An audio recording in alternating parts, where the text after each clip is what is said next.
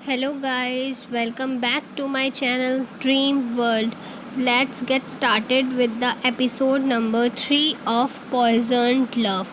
तो स्टार्टिंग वहीं से होती है जहाँ से एपिसोड नंबर 2 ख़त्म हुआ था, जहाँ पे फेंगयान बहुत ज़्यादा शॉक्ड हो गई थी मैंगशी के उस गेस्चर से। तो हम देखते हैं कि वो समझ रही होती है कि वो जो फ्रेंच किस वाली साउंड है वो उससे उसको कुछ करके मतलब उसको किस करके निकालेगा, पर होता कुछ और ही है। पहले तो वो फेंग यान के क्लोज जाता है शीमैंग और दोनों का आई कांटेक्ट होता है। पहले यही चलता रहता है और फिर दिखाते हैं वो जो उसके मुंह में लॉलीपॉप थी ना उसको निकालता है, जिससे साउंड वैसी प्रोड्यूस होती है बिल्कुल फ्रेंच किस वाली। और फिर वो अपना रिएक्शन देते हुए कहता है कि अब तो ठीक है ना, तुमने कहा था कि इस रूम की किसी भी चीज़ को मैं यूज़ कर सकता हूँ, तो तुम भी तो इस रूम में ही खड़ी हो। वो भी अजीब सा मुंह बना के हाँ कर देती है और वो खुश हो जाते हैं दोनों। देखो कितना कॉन्फिडेंट होके बैठा हुआ है। तो फिर हमें दूसरे सीन में दिखाते हैं कि एक जगह पार्टी चल रही होती है और ये होती है शी मैंग की मदर की बर्थडे पार्टी। यहाँ पे वो उसकी मदर क्या वो उसने जैसे फेंगियानो से शर्त दी होती है ना कि मैं तभी तुम्हारे साथ काम करूँगी जब तुम मुझे शी शी मैंग से मतलब इसकी जो ब्रदर है जो स्टार है शी मैंग उससे इंट्रोड्यूस कराओगे। तो वो उसे एग्री हो जाता है और फिर अपनी मदर की बर्थडे पार्टी में ले आता है।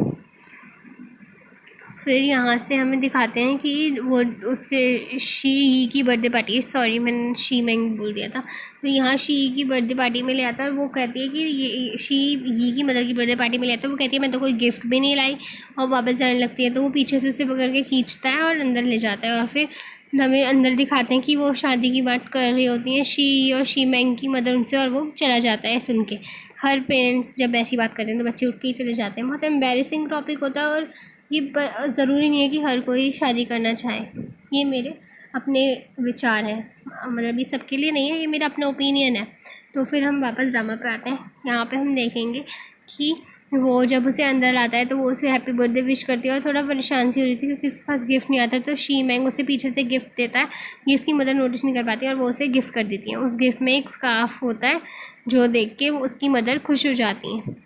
फिर वो दिखाते हैं कि शी ऊपर जा रहा था है और जब वो जो असिस्टेंट होता है यानी शी यान की मतलब फेंग यान की फ्रेंड का एक्स बॉयफ्रेंड जब उसकी मदर के साथ बैठा होता है, तो यहाँ इन दोनों के रिएक्शंस को देख के पता ही चल रहा था कि कोई खिचड़ी वकार है। इसकी मम्मा कहती हैं कि तुम कोई ब्लाइंड डेट वगैरह सेट नहीं करते शी मैंग के लिए, उसकी उम्र हो रही है, उसकी शादी की भी उम्र हो रही है। और फिर उसके कान में कुछ प्लान बनाती है फेंग यान के साथ, मतलब सेट करना चाह रही होती है अपने बेटे को। उन्हें फेंगयान अच्छी लग रही होती है। फिर हमें दिखाते हैं कि जो फेंगयान है वो ऊपर टेरेस पे खड़ी होती है क्योंकि वो थोड़ा वो हो रही होती है, क्या कहते हैं, बहुत ज़्यादा हेजिटेट हो रही होती है क्योंकि वो तो अपने एक फ़ैन गर्ल है, वो जिसकी फ़ैन है अपने आइडल से मिलने वाली होती है, तो वो बहुत ज़्यादा ही नर्वस होती है।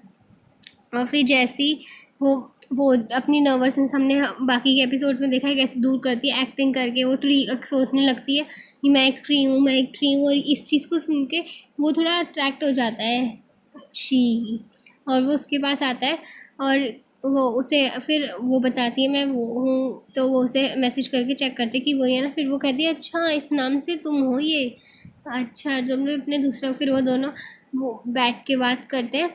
तो वो उसे बताती है कि देखो आपने कोई स्लीप वॉकिंग की बीमारी सुनी है, मुझे भी उस तरीके से ही कोई बीमारी है। मतलब अगर मैं शॉक हो जाती हूँ तो मैं स्लीप वॉकिंग करने लगती हूँ, चाहे वो दिन हो चाहे रात हो।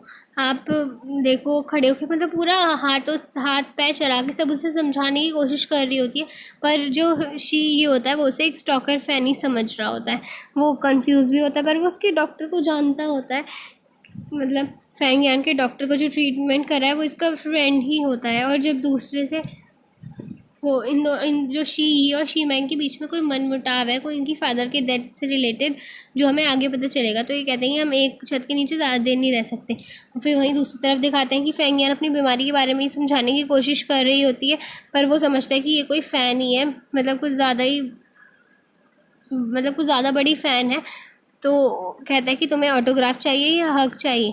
और उठ के चला जाता है। और फेंग यान अब अजीब सा मुँह बना के खड़ी रहती है लटका के, क्योंकि कोई उसे समझ ही नहीं रहा होता। और फिर जब वो मुँह लटका के जा रही होती है तो वहीं से रास्ते में शी मैंग दिख जाता है। वो उससे छुप के जा रही होती है ना, और कहता है कि हो गई तुम्हारी बात।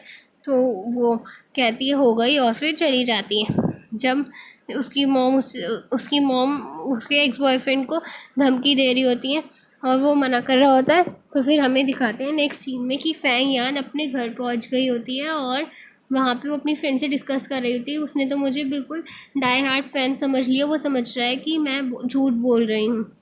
तो फिर हमें दिखाते हैं कि उसकी फ्रेंड अपने एक्स बॉयफ्रेंड के ऑफिस में जाती है और उससे कहती है कि तुम हमारी एक और मीटिंग फिक्स करो या कुछ ऐसी। उसकी बीमारी के बारे में भी बताती है। पहले तो सबसे पहले एटीट्यूड में जाती है और बिल्कुल स्टाइल में बैठ जाती है उसे धमकाने के तरीके में। और फिर वो भी अपने ख्याल में खो जाता है कि वो ऐसा करेगा ऐसा करेगा। वो तो उस शी मैंग के साथ फिट कराना चाहेगा ना उसे, ना कि शी के साथ, क्योंकि उनकी मदर ने इसे वार्निंग दी होती है।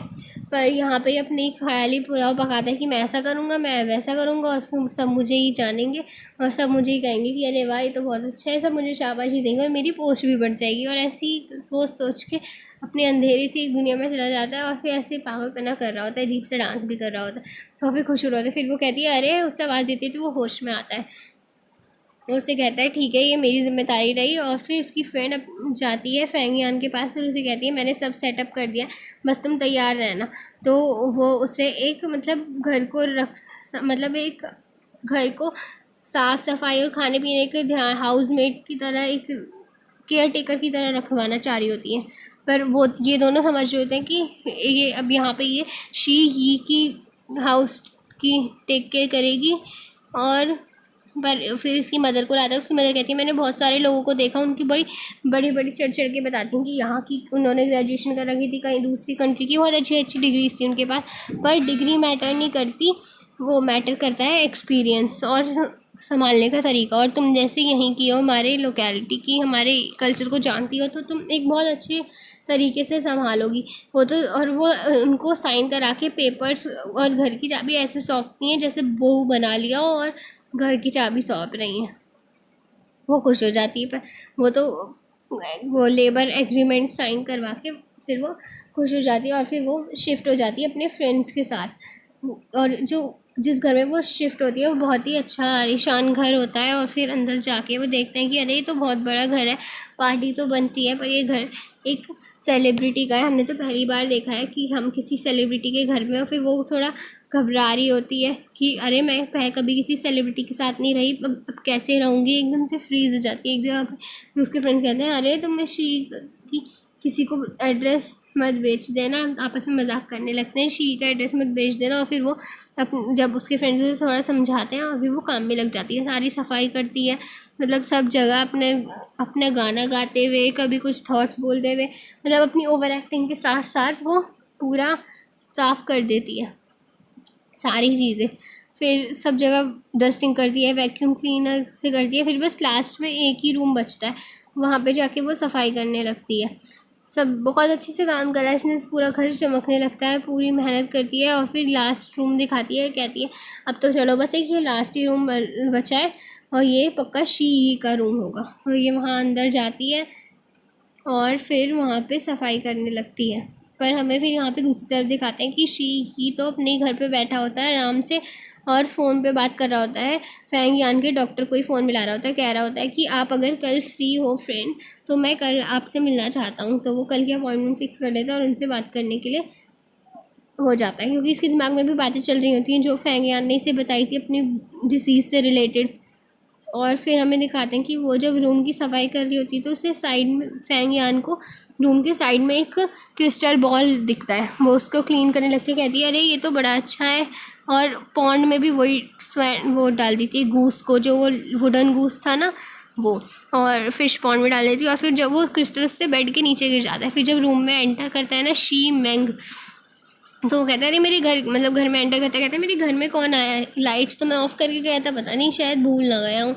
और फिर वो बेड के नीचे से जब निकाल रही होती है उस क्रिस्टल को, तो एकदम से वो एंट्री लेता है। वो कहती है मैं एकदम से सामने कैसे आऊँगी, तो इसमें मुझे डाई हार्ड स्टॉकर फैन समझेगा, मैं इसे समझाऊंगी कैसे। और फिर वो अपने कपड़े चेंज कर लेता है, तो उसकी बैक पे एक बर्थ मार्क होता है। वो कहती है मैंने नहीं देखा, मैंने नहीं देखा। फिर कोई बर्थ मार्क और आवाज़ होती है, तो वो गिर जाती है एकदम से। और जब वो ऊपर मुँह करती है, तो यहाँ पे तो शी मैंग खड़ा होता है ना, वो कहता है तुम, वो भी कहती है अरे तुम, दोनों एक दूसरे के ऊपर पॉइंट आउट करते हैं फिंगर।